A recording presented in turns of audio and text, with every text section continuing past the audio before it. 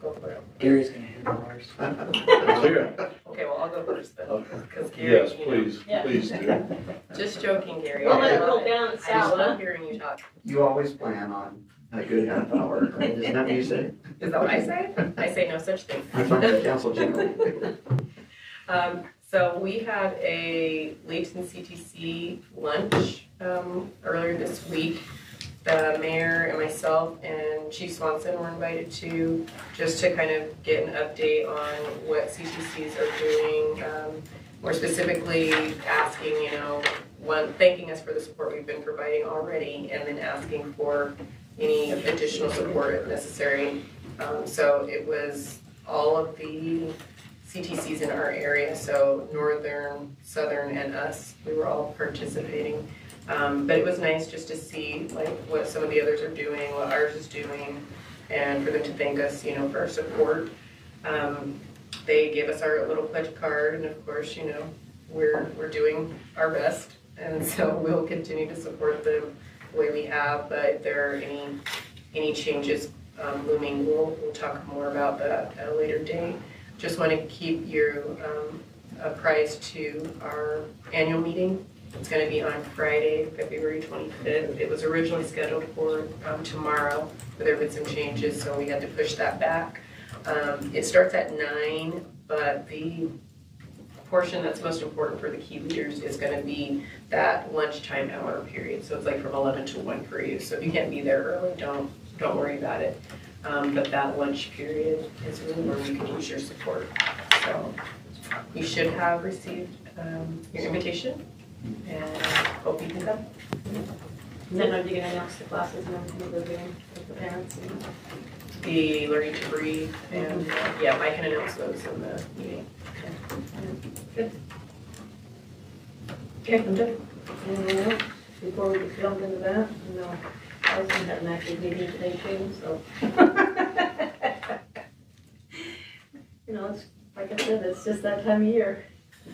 Nothing I want to talk about, though. It was a chamber meeting. Oh, yay. Speaking of chamber, you guys got the invitation, and I got a few of you that are available to join us for the Athena Awards, right?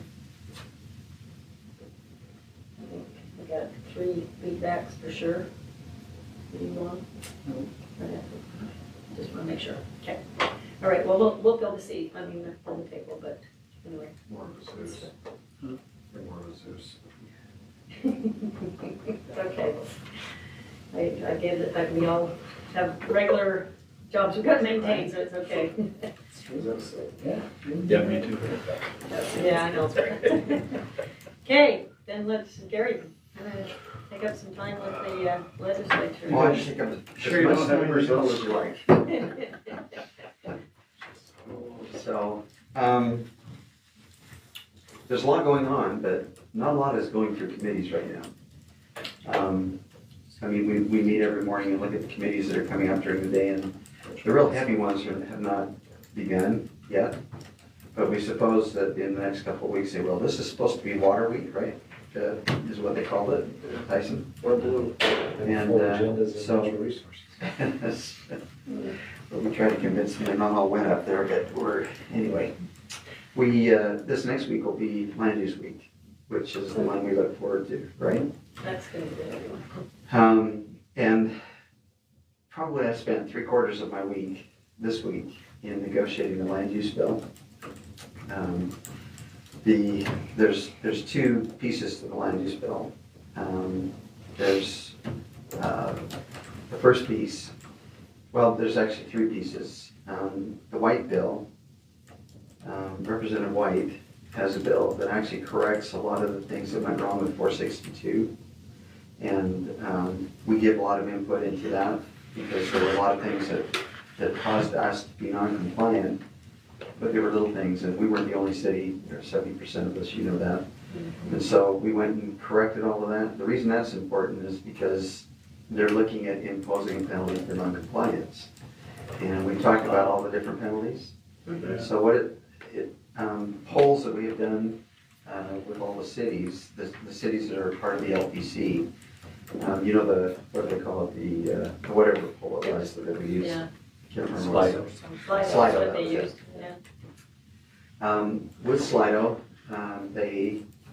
they actually looked at what we thought would be the answers to the penalties involved. And one was a carrot, and that's the fifth of a fifth, which still has not been applied. It's fifth of a fifth cent of sales tax revenue that the county can actually impose that actually provides for transportation needs. However, Harper's got a bill that will actually allow for the distribution of that differently, so that the cities can actually take 50% of those dollars that are collected on the fifth of the fifth, and that amount of the tax would be remitted to cities. So if we are not in compliance with 462, that would not be remitted to us. So that looks like it's something that's a no-brainer for both sides, for us and also what they call the Property Rights Coalition, the developers. The second piece is a little different. That was we've debated over the years. I think it's bad practice to fine cities, and we have only one situation where that happens, and the fines are assessed. If you take a matter up to the ombudsman, and the ombudsman rules against you as a city, and you still decide to impose the regulation or to do the thing, and you are then challenged in the courts, if the courts find that you were wrong, that the ombudsman was right, and that the developer was right, then you pay $250 a day from the date of the ombudsman opinion forward as a fine until you recede in what you're doing, until you stop what you're doing. That's already in place. So if you take a look at, Is that retroactive? it's It's past from the 4 day of years, the yeah. decisions. past maybe 5, yeah, right, retroactive to the date of the Excuse decision. me. No, you're Yeah, right. the date, okay, I'm sorry. So, rather than take our B&C road funds or a lot of the other things that they were looking at taking, B&C road funds would be a devastation to us because we use those to repair our roads and build new roads, and which is counter to what the development community needs anyway, right?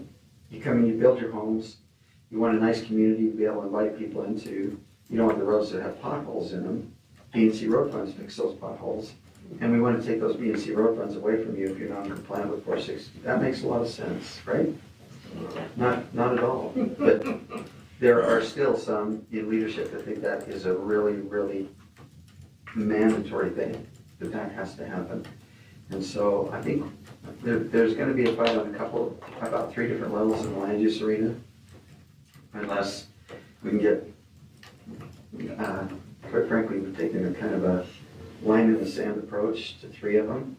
One is the penalty, and the penalty, the majority of the league, or the LPC members, agreed with imposing a penalty similar to the ombudsman penalty. And we would not call it a penalty because it would be a fee that we would pay to the Olene Walker Trust Fund. Okay, and the amount would be $91,000 based on similar logic or calculation the ombudsman uses, which is $250 a day for a year. And if you don't comply in the second year deliberately, then of course it doubles, at that time. But beyond that, there's no, if you're stupid enough to miss it for 2 years, and really you have to be, because it's knowingly and intentionally you have to do it. So you're supposed to submit the plan, you fail to do it, you just don't do it. Or you have to correct the plan and you don't do it. So we pretty much are in control of whether or not we get a penalty imposed. It's not So, in the middle of this, isn't it? and I don't worry. Yeah. But the thing is we're a little bit hesitant to ever impose an obligation, financial obligation on cities, because you're dealing with taxpayer funds, right? Yeah. But we figure if it goes to the Olene Walker Fund, it does a good thing. It goes towards housing, affordable housing, and that's a good thing. Gary, So, yes. on the penalty that the city can pay $250 or up, is it up to a year, or is it if you don't do it, then you're paying that for a year? Good question. It's for the year. It's the Regardless of 91,000 when you come regardless into if it's 1 day or, yeah.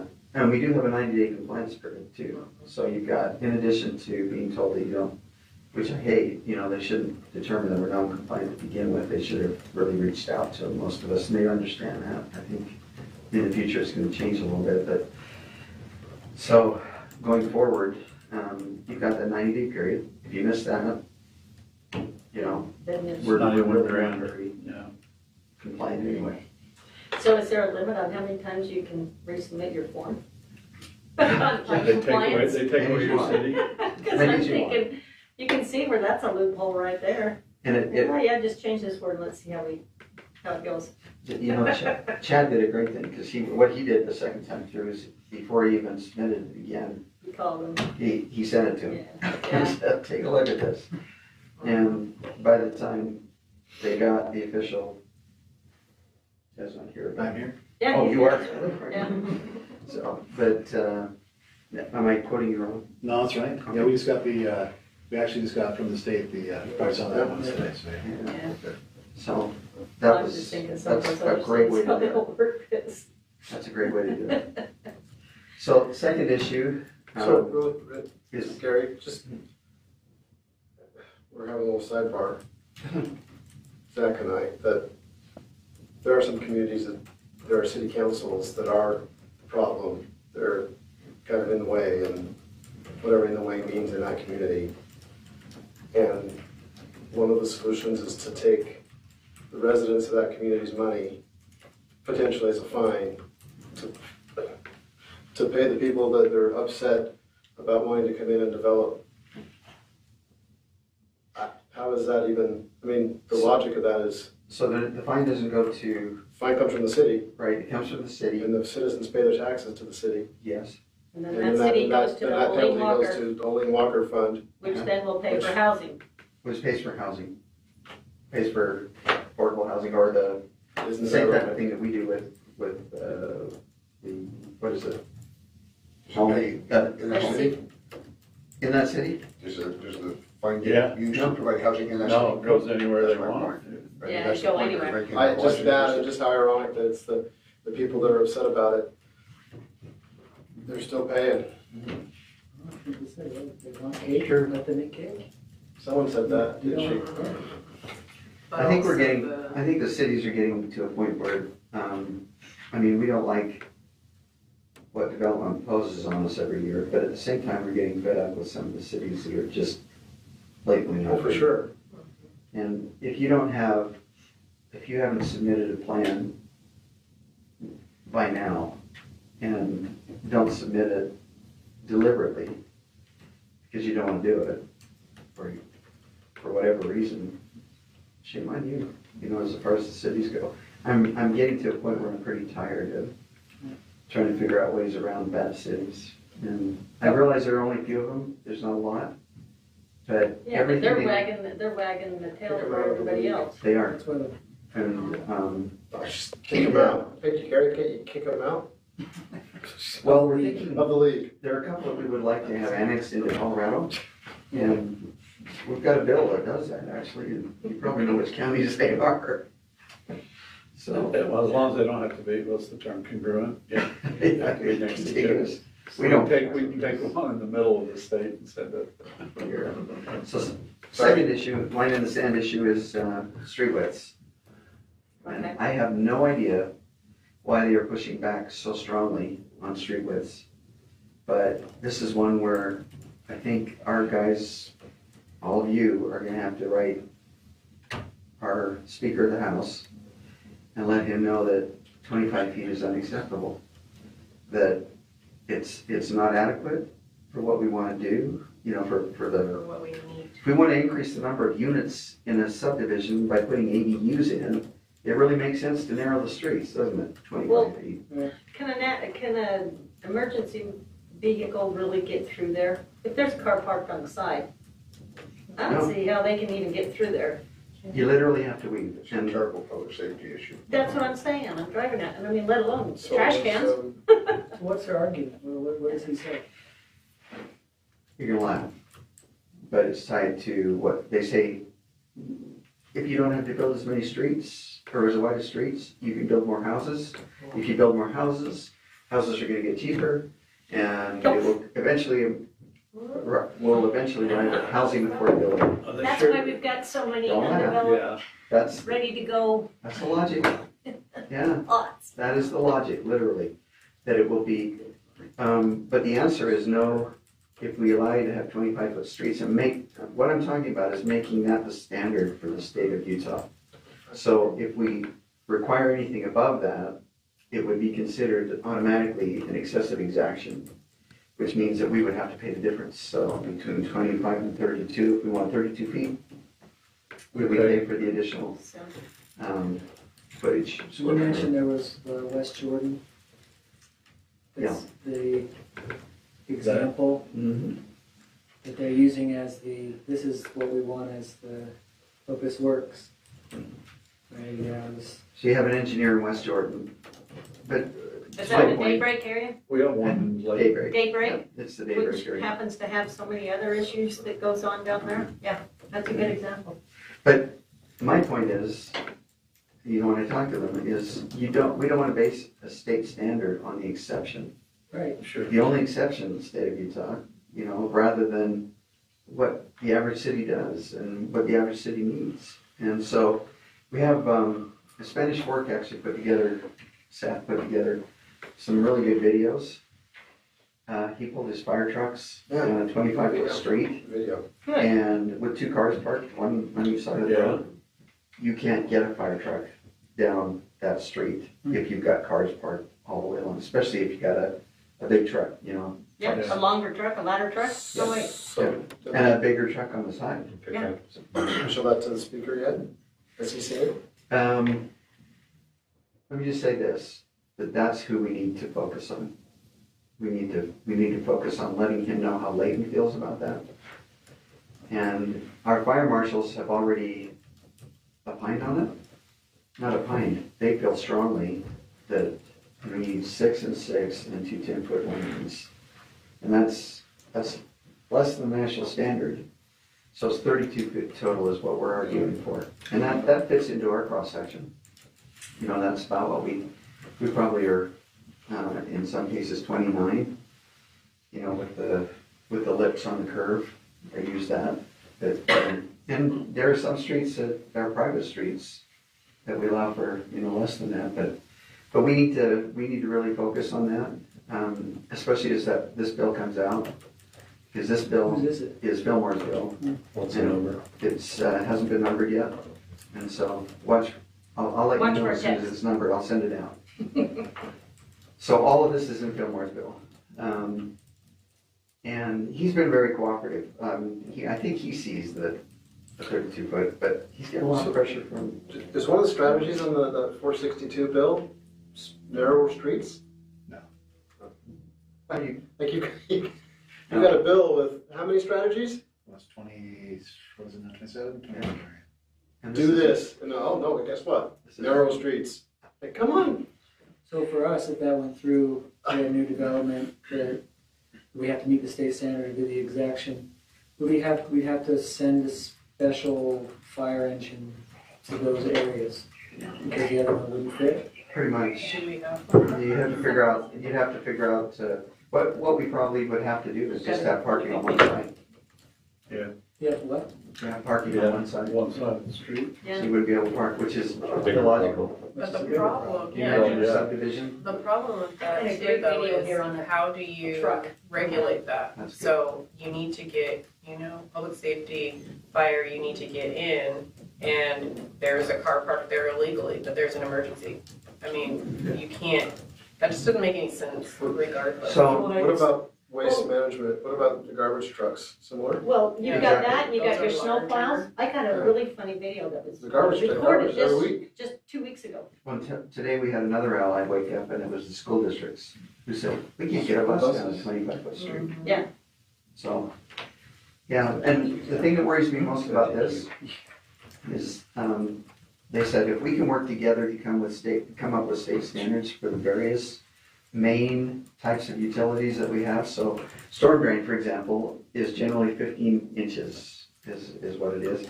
Water lines are 8 inches, standard water lines, and then you go up from there if you have an increased capacity that's needed. And what they're saying is, let's start with roads. Well, if we use the exception in roads, can you imagine what we will be up against when it comes to storm drain? Well, we can make a 10-inch storm drain work as long as it doesn't rain. whatever, it doesn't rain too hard.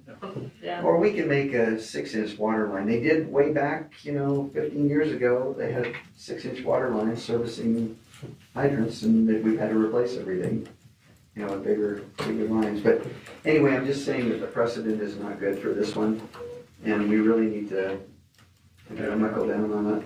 So that's one. And the last one was the penalties. I hit penalties, I hit road widths, and I think we've come to an agreement on, the other one was deemed approved.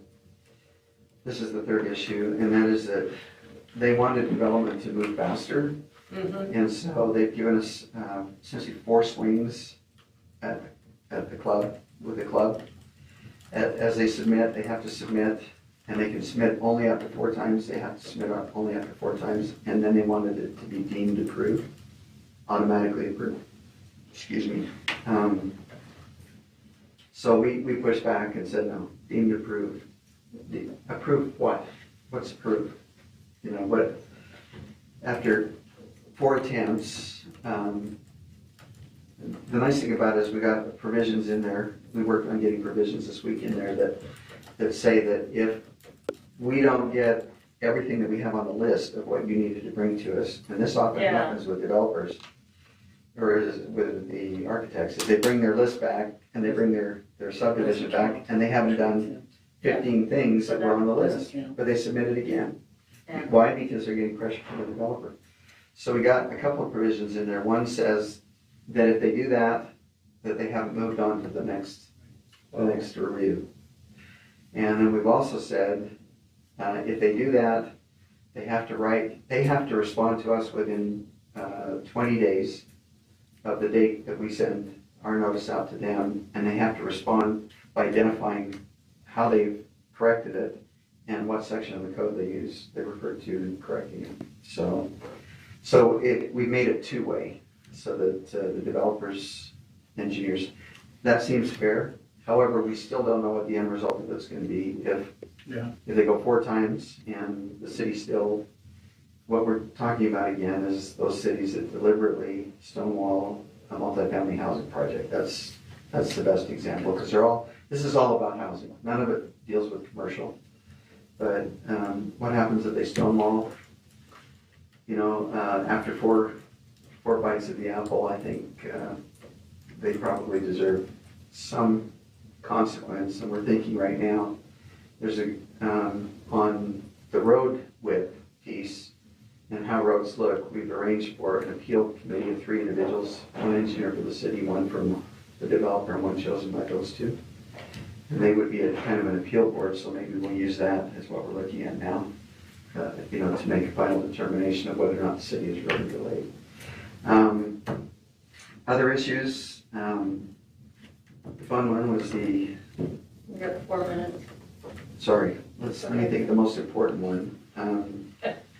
Those are the most important ones. Yeah. The land use ones are extremely important, and there's a whole new annexation section, but it just pretty much does some revamping of the annexation statute. However, there's one on the agenda and in committee tomorrow, which is the Hill Air Force Base committee bill. There. It's not made for Hill. I think I told Alex that this is really aimed at Camp Williams and Harriman's encroachment into Camp Williams area. But it does say that if you want to annex anything within 5,000 feet of an Air Force base or a military facility, that you can't do it unless you have their permission to do it. That kind of Use authority? is, right, making that Air Force base a little bit of a land use authority there. That adversely affects Eastgate project. However, that being said, the properties that we have left, they give us till May 23rd, I think, to actually annex those into our boundaries. And I think we could probably get the annexations done by then, because it's the burn plan, the Barlows, and then there's another large landowner up there. They want to make sure that they're annexed into the city by that date if this bill passes, just simply because if they don't, the Air Force Base can essentially do what's happening to the Loves and the others, only this time without buying the easements, which is a bad thing, right? Okay. So that's one that's in committee tomorrow. It's hard to know how hard to fight that one, but the reason they want to preserve the area around Camp Williams is they plan on moving Camp Douglas, Fort Douglas, excuse me, down to Camp Williams. Just one question on the land use bill on the street bed. Are they talking about any parking, things type of that? No, in fact, So what the cities ought to do, the point is, if they put that in place, then we ought to ban, cities ought to ban all on-street parking and force the developer to accommodate the parking on their site, which will cut their units down, so they'll be right where they're at now. If you take away the on-street parking, because we can't put it there safely, then we won't allow on-street parking. And then you're gonna have to build it on site. So this, they don't think through these things, right? Because you gotta have parking, I don't know how they think it's gonna be marketable. If you're gonna sell, trying to sell a subdivision, and you don't have any on-street parking, you're not gonna have good fire access, you know, you might have a building to live in, but your life safety is compromised. I mean, that sounds like a good selling proposition, doesn't it? Would you like to buy that kind of a development? They're playing about the city. Well, I know that that goes, I'm Yeah. not spending, but that goes back to why at some Yeah. point the cities, Yeah. in my opinion, need to take these issues to the public, because the public will never agree with them. They don't know these things are happening. Excuse me? Right. But I just wonder if they were then kind of say, well, we're gonna take this away from you, You plus we're not gonna allow can't you turn a wagon all the way to to replace that parking. well, another piece of that is, I forgot to say, is they want to change the ADU section. You remember last year we negotiated one additional parking spot? Right. They want to take that out. So they do not want to give us an extra parking spot for ADUs. They want us to be able to tandem park so that an ADU, you might have a place in front of you. It has 2 garages and it has 2 parking spots in the front yard. That's enough, is what they said. So that's that's another piece of the bill that we're arguing, along with ADUs above garages and architectural, limiting our ability to architecturally blend an ADU, like over the garage ADU with a house. So there's some other things that are going on. And then the short-term rental too, right? Short-term rentals up as well. Yeah. Why don't they just give 462 a year or two to see if they did any good? Rather than that's coming with more things. I just like to see it tied to affordable housing somehow, because that's the whole purpose of it, right? That was the selling I point. just don't think, they've got these goals out there, but things that they're asking us to do don't meet up with this. So sorry, I told you, 15 minutes. This,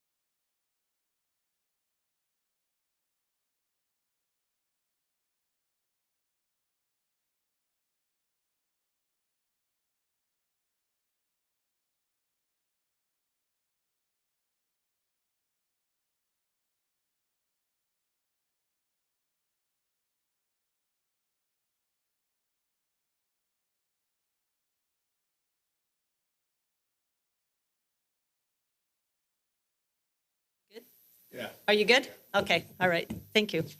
Okay, I'd like to welcome everyone out to our Layton City Council meeting this evening. It's February 2nd, and we have a special guest with us tonight, and we'll continue to have a special guest as we work through our Layton City Youth Council. And tonight we have Aaron Harding sitting on the dais with us, so we'd like to welcome you, Aaron.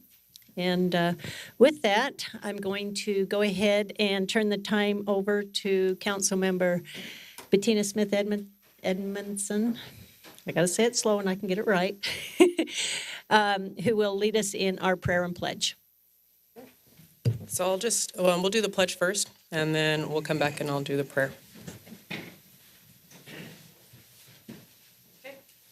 I pledge allegiance to the flag of the United States of America and to the republic for which it stands, one nation, under God, indivisible, with liberty and justice for all.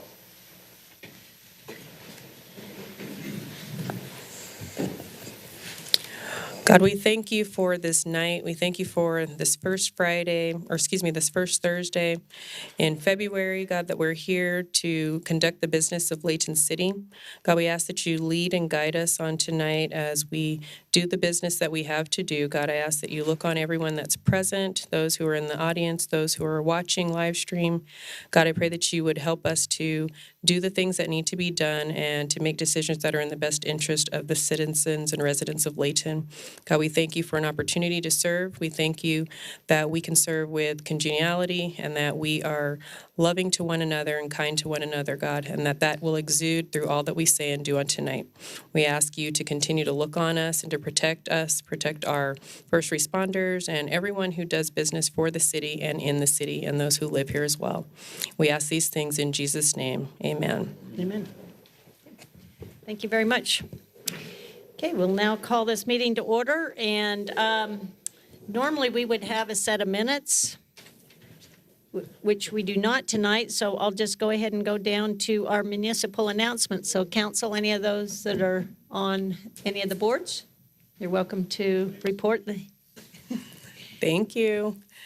So I have on my Langston Hughes shirt tonight because this is February, it's Black History Month, so I just encourage you to reach, learn, enjoy the opportunities that there are this month to learn about Black history. There are also a few announcements that I have specifically for our city.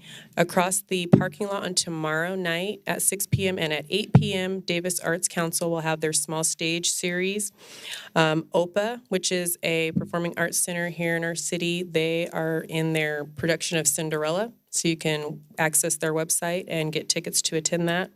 And then also Coach Bobby Porter, who has frequented our council meetings with the LCA basketball team, tomorrow night is his last home game because he'll be retiring this year.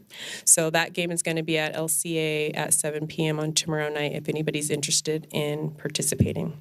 Okay. Communities that care. Also, Layton City Communities That Care has a number of workshops that are going on for families. Communities That Care is a group that focuses on drug and alcohol prevention and suicide prevention for the young people here in Layton. And there's a Communities That Care Learning to Breathe program. This is something that has been happening in the schools, in the Davis schools, and they're also going to be doing, launching an adult program for Learning to Breathe. And so you can check that out on the Davis Behavioral Health website. There's also a Strengthening Families workshop taking place. It's a 6-week program. It started last month, but there are still openings, and you can attend if you have children who are in the junior high school age range. They're offering free dinner. It's on Monday nights, and they also have childcare if you have children that are under the age of junior high school. So again, these two activities you can find on Davis Behavioral Health website, and those are Layton City CTC sponsored events.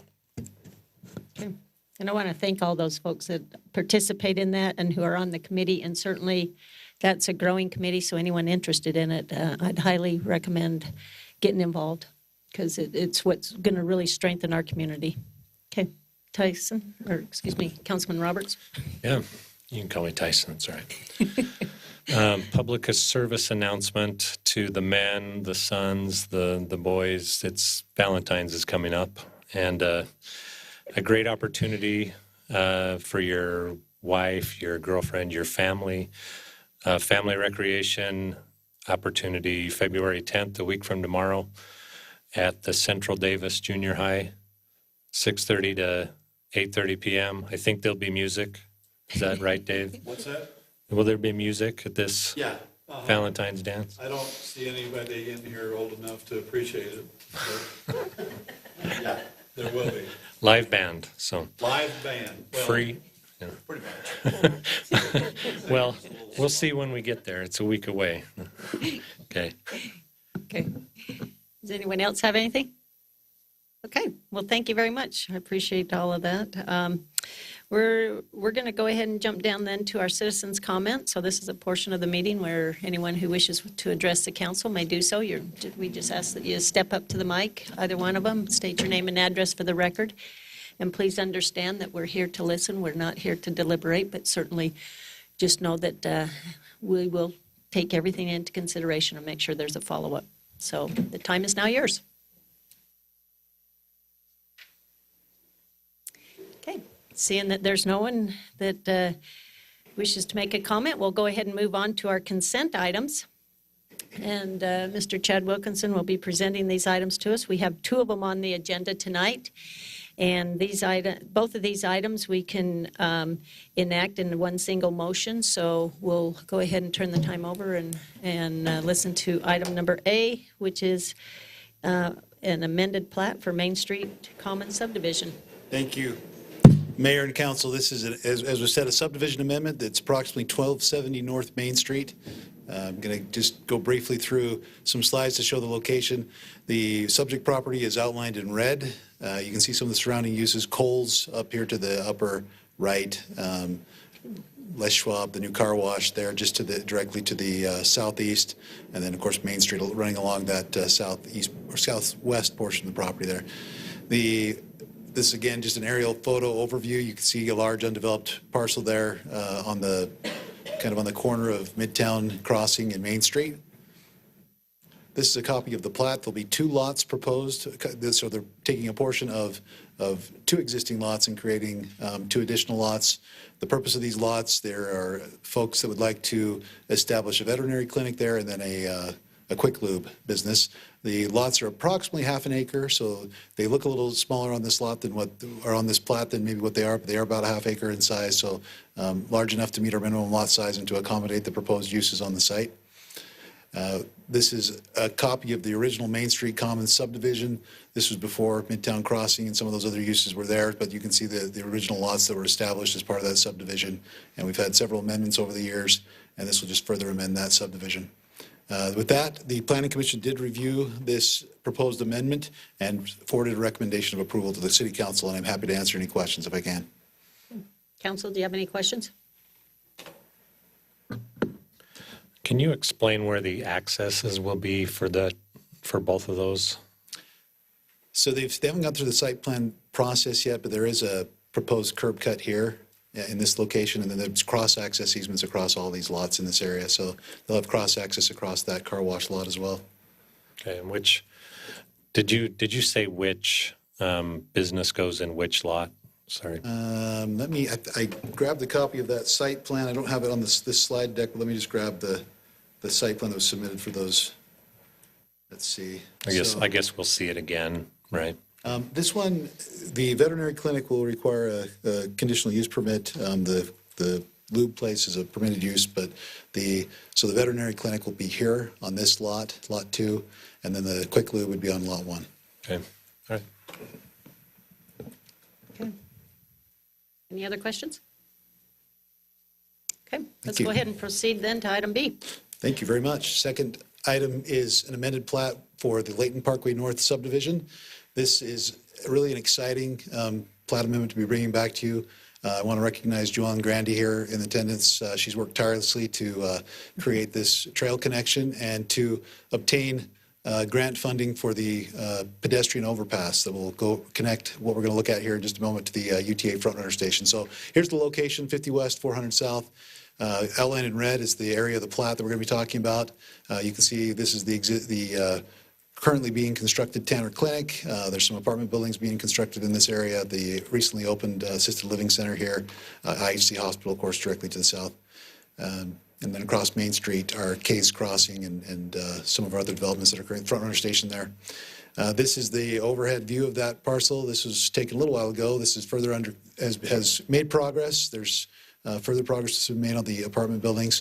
Purpose of this particular plat amendment is to establish an easement, 20-foot easement that will provide trail access across the property. It will also connect to this hopefully very soon to be constructed pedestrian crossing that will have a pad there that will provide for a place for that landing for the pedestrian crossing to occur.